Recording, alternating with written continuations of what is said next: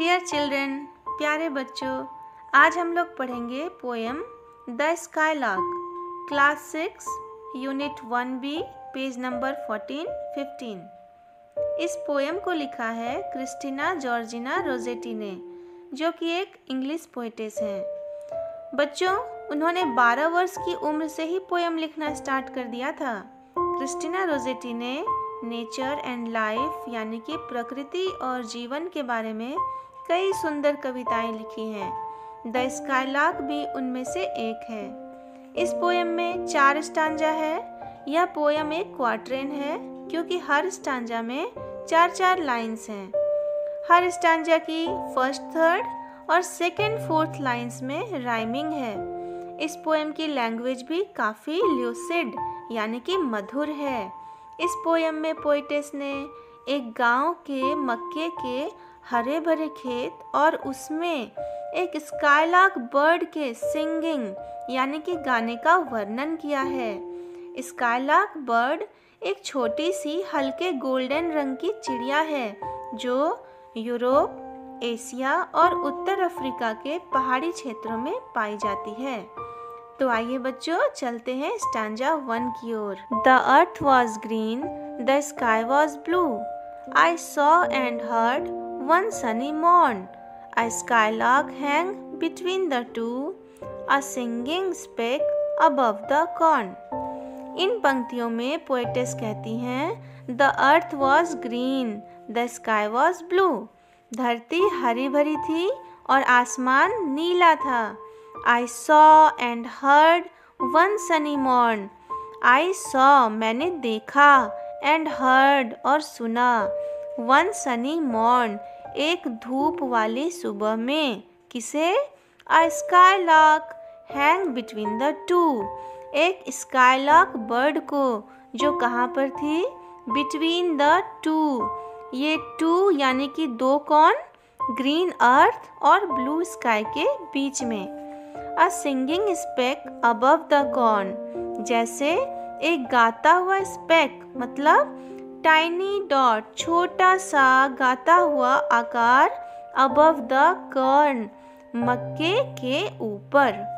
अर्थात इस स्टांजा में पोएटेस एक ग्रामीण परिवेश में मक्के के खेत में है और हरी धरती और नीले आकाश के बीच में एक प्यारी सी सुनहरी सुबह को एक स्काईलार्क बर्ड, जो कि कैसी दिख रही है? छोटे से आकार का गाता हुआ डॉट की तरह के मधुर गीत को सुनती हैं।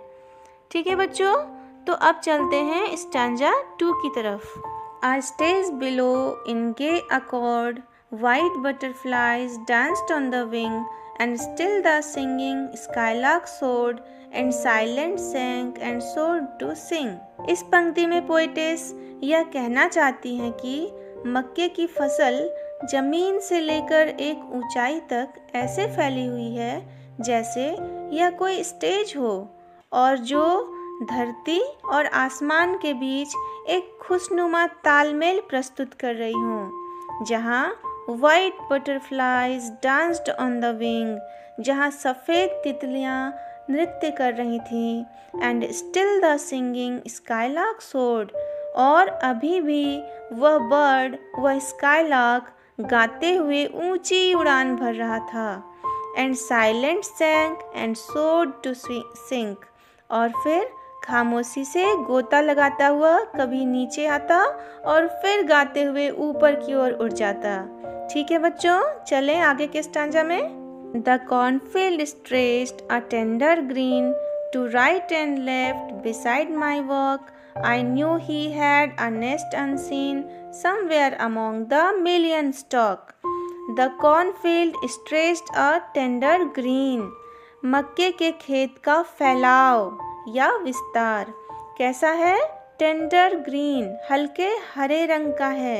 यहाँ पोएटेस ने मक्के के नए कोमल पत्तों के रंग को टेंडर ग्रीन कहा है और बताया है कि उनका विस्तार पोएटेस के टू राइट एंड लेफ्ट, दाएं और बाएं, बिसाइड माई वॉक, और उनके अगल बगल हर तरफ है।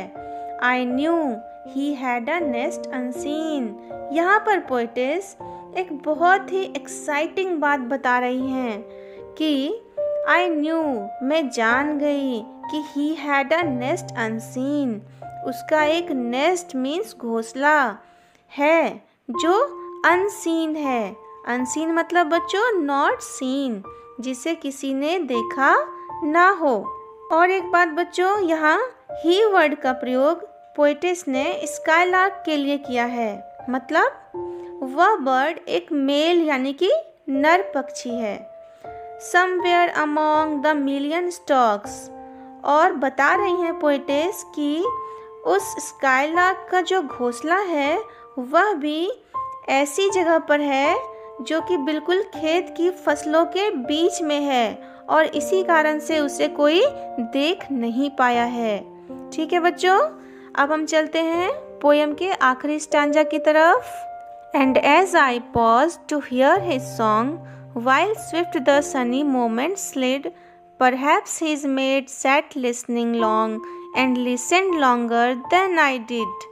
And as I paused to hear his song, इस पंक्ति में पोएटेस बताती हैं and as I paused to hear his song, और जैसे कि मैं उसका यानी कि स्काईलार्क का गाना सुनने के लिए रुकी हुई थी, while swift the sunny moments slid, तब तक दिन के सुनहले पल तेजी से बीत चुके थे।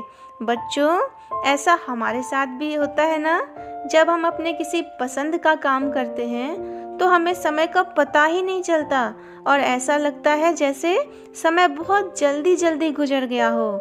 ऐसे ही इन पंक्तियों में पोएटेस भी अपनी भावनाओं को व्यक्त करते हुए कहती हैं कि मैं स्काईलार्क का गीत सुनने के क्रम में यहाँ रुकी थी और कब सुबह से शाम हो गई पता ही नहीं चला। अब आगे, Perhaps his mate sat listening song, शायद his उस स्काईलार्क बर्ड की, यहाँ his का प्रयोग स्काईलार्क बर्ड के लिए हुआ है, his mate, और उस स्काईलार्क बर्ड की मेट यानी कि उसकी साथी बैठी है कहाँ, उस घोंसले में और उसका गाना सुन रही है। Listen longer than I did, और मुझसे भी ज़्यादा देर तक के लिए वो उस स्काईलार्क के गाने को सुन पाई क्योंकि शाम ढल गई है और कवित्री अपने घर लौट गई हैं। इस तरह चिल्ड्रन हमने देखा कि नेचुरल सराउंडिंग यानी कि प्राकृतिक वातावरण और उसमें फ्लाइट ऑफ अ स्काईलार्क की उड़ान का पोएटेस ने एक अत्यंत ही जीवंत एवं रोचक चित्रण किया है। ऐसे ही और भी इंटरेस्टिंग लेसन्स के साथ मैं विनीता फिर जल्दी ही आपसे मिलूंगी। तब तक के लिए हंसते रहिए, मुस्कुराते रहिए और चिड़िया की तरह गुनगुनाते रहिए। God bless you, bye.